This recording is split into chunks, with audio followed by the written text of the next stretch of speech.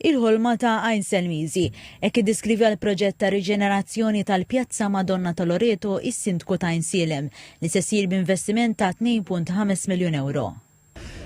Huwa proġett li prattikament huwa il-ħolma ta' ħafna Għajn Selmizi għaliex dan l-ispazju miftuħ fil-qalba tar-Raħal, il-qalb tar-Raħal li huwa wieħed mill-ikbar spazji li għandna f'Malta u Għawdex ħanaraw investiment kbir fih, investiment li ħajati dera xirqa lir-Raħal tagħna.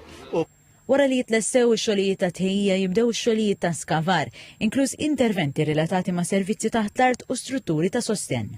Il-proġett jinkludi wkoll it-tneħħija ta' elementi eżistenti li jinsabu f'kundizzjoni ħażina.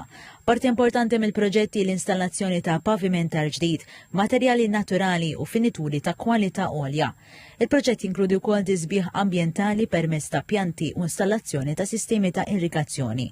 Apparti amara u faċilitajiet ġodda għal pubbliku se jiġi installat ukoll bus shelter b'disin modern. Se jsir ukoll titjib fis-sistemi ta' dawn u servizzi elettriċi kif ukoll l-installazzjoni ta' sistemi ta' CCTV biex tiżdied is-sigurtà. Għall-Arċipret ta' Għajn Silem Father Joseph Healy dan il-proġett ifisser ħafna għall-komunità. Żgur li dan il-proġett huwa wieħed importanti u interessanti għall-komunità kollha. Żgur li ma kienx ikun possibbli mingħajr il-kollaborazzjoni ta' kull entità.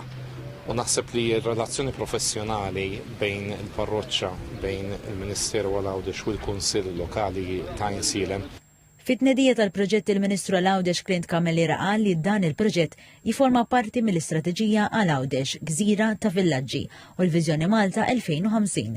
Il-Ministru Camilleri sostna li l-Gvern jibqa' impenjat li jkompli jinvesti fi proġetti li jtejbu l-kwalità tal-ħajja ta' residenti u jippromovu żvilupp sostenibbli u pjanar modern.